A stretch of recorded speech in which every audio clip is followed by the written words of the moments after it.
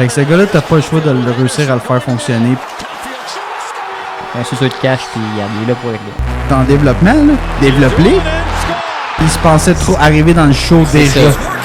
Il a trouvé une petite mine d'or, moi, là. Je le vois vraiment comme un facilitateur, là. Ça va être. On flippe des choses de police. Pas le temps de niaiser. Bonjour à tous, bienvenue à l'édition numéro 20 du Abs Québecers Podcast. Mon nom est Carl, je suis en compagnie de mon collaborateur habituel, Vincent Robert. Bonjour. Comment ça va, Vinny? Ça va très très bien, toi? Eh ouais, ça va bien en chien ici, notre Canadien est en feu. On Chris, est bon, est-ce qu'on est fort? fort? Semaine de basse là, qu'on a passé là. What là the fuck? on est hype, là. Le Canadian Nation est en feu. On dirait qu'ils veulent faire série. What the fuck, Chris? C'est pas Ouais, ça qu'on veut, là. Un petit peu tard. Mais c'est ça, là. Mais quand même, écoute, on finit la saison en Lyon. Écoute, on bat des clubs. C'est sûr qu'on bat des clubs de fond de classement, mais on a réussi à battre certains bons clubs récemment. Là, fait qu'on va en parler. On va en parler direct là, dans le fond.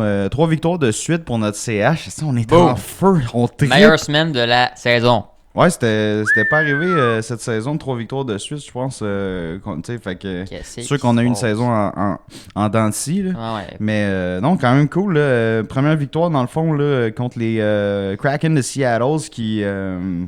Écoute, ils se sont présentés, mais je peux te dire, c'est vraiment un Kraken assez démuni là, comparé à l'an passé. L'an passé, c'était un des meilleurs clubs à 5 contre 5. Là. Ouais. Puis, étrangement, leur gardien était vraiment... Il y avait un tandem qui faisait la job. Là, c'était un Kraken en eau polluée. Ouais, là, c'était un Kraken qui est craqué. Là. Il se passe pas grand-chose avec eux. Ils n'ont pas d'attaque. Leurs gardiens font plus le travail. D'accord, il y a une bonne saison. Grubauer, c'est atroce. Ouais, ça marche pas bien. Fait que victoire quand même assez facile là, dans ce match-là de 5-1 là, contre le Kraken. Fait que tu sais, Canadien qui a sorti assez fort en début de match, là, scoré vraiment vite là. 2 buts rapides contre Grubauer qui avait l'air énormément shaky là, dans ce match-là. C'était comme dans la poche là, je te dirais là, puis ouais, ils l'ont sorti assez vite là. Après, ouais, 3e but puis ils l'ont sorti pour mettre d'accord. Ouais, d'accord qui a assez bien fait pour le reste du match, mais le mal était fait là, c'était déjà le moral des troupes était déjà à terre. Ouais, exact. Puis tu sais, Canadien qui en a profité, là, on jouait avec plus d'intensité, peut-être un meilleur système. Là, les joueurs qui étaient en place, je sais pas vraiment qu'est-ce qui se passe avec Seattle, mais tu sais, c'est quand même deux équipes qui se ressemblent. Tu sais, nous autres, on est en reconstruction, peut-être plus avancés que Seattle, qui sont carrément une équipe de repêchage on est bien plus avancés, qui ont été créés il y a 2 ans. Là, fait que, tu sais, c'est sûr qu'on est plus avancés. Nos joueurs avaient l'air d'être plus des joueurs de qualité versus qu'est-ce qui reste du Kraken. Là, à part Eberle qui est capable de la mettre dedans. Matty Beniers, il n'a vraiment pas de bonne saison. Fait que t'es rendu que tu regardes ça et t'es comme il reste qui? Yannick Gould. McCann. Ouais, McCann, c'est vrai, mais il est peut-être autour de 30 buts cette année, peut-être. Ouais, il a été blessé un bout et tout. Là. Ça l'a pas aidé. Ben ouais, c'est ça. Fait que puis Yannick Gould, c'est pas le Yannick Gould que le Tampa Bay avait dans le passé, là, comme qui était capable d'avoir un impact assez imposant sur le match, puis ça n'a pas l'air d'être le cas avec Seattle, étant donné qu'il est moins bien entouré. Là. Ça, c'est sûr et certain. Je me souviens pas, il était sur quel trio à Tampa, par exemple? Ben lui, c'était il jouait plus bas dans l'alignement, me semble. Ouais, il jouait 3e trio, mais il jouait avec des gars vraiment comme... il jouait avec des Palates, puis des Killorn, puis... je sais pas si Cirelli était là dans ce temps-là, mais... Non, je pense pas, mais ouais, c'est ça. Fait que c'était comme un 3e trio méga de luxe. Là. Ouais. Fait que c'était écœurant pour les. Puis il était sur une plus basse ligne. Fait que justement, c'était plus facile. Ouais, c'est ça. Mais il est quand même utilisé 2e, 3e trio avec le Kraken en général, mais c'est ça, le gâteau, il lève pas autant qu'à Tampa Bay, on va se le dire. Là. Sinon, deuxième match, là, 2e victoire de suite contre le Colorado. Celle-là, là, elle était le fun.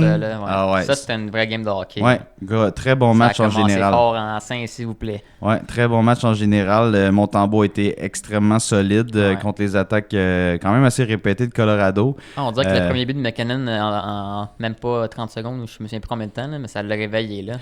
Ça a starté vite. C'est la seule affaire qui est rentrée. Après ça, mais Canadien Suzuki est revenu avec un but super rapide pour la réplique. Fait que tu sais, ça a équilibré le premier. Ça a équilibré les premières minutes du match. Puis après ça, Canadien a buildé sur sa défensive pour pour contenir justement les gros canons de Colorado. Puis tu sais, t'as pas vu McCarr de cette game-là.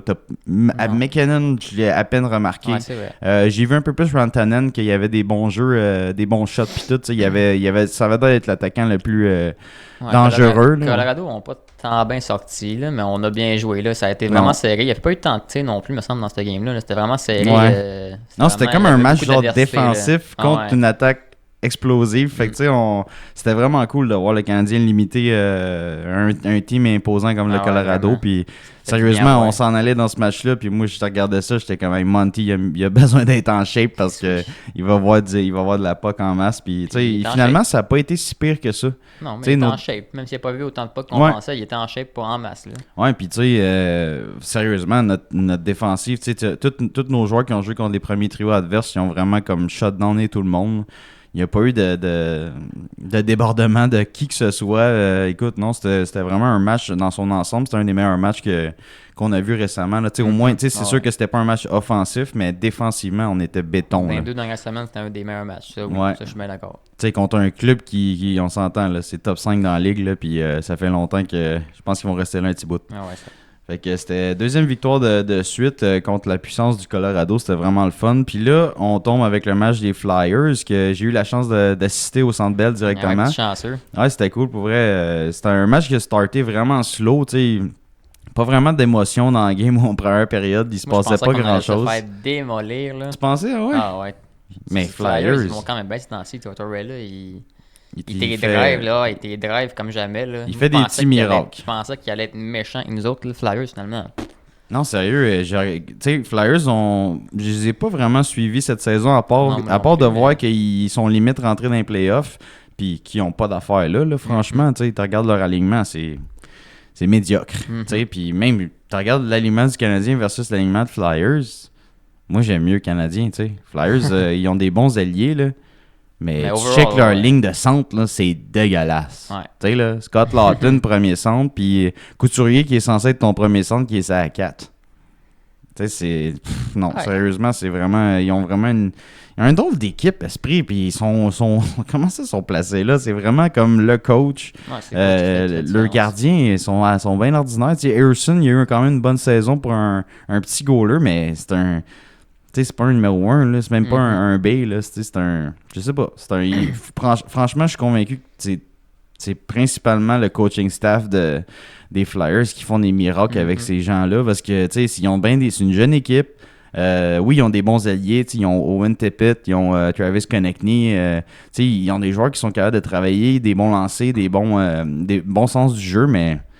Man, tu sais, Forrester, là, qui est comme une recrue qui fait extrêmement bien, c'est encore un autre allié. Tu sais, ils ont comme pas de colonne vertébrale dans leur alignement, puis tu regardes leurs défenseurs, t'as Sanheim, qui a de l'allure, t'as Cam York, qui finalement, là, c'est un défenseur qu'ils ont pris justement avant Cole Caulfield, dans le repêchage de Cole Caulfield. Flyers étaient en avant nous autres. Puis cette année, Cam York prend vraiment son élan dans la Ligue nationale.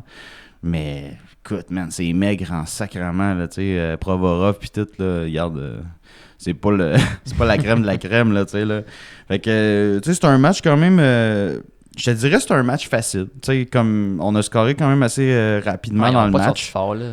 On a scoré 2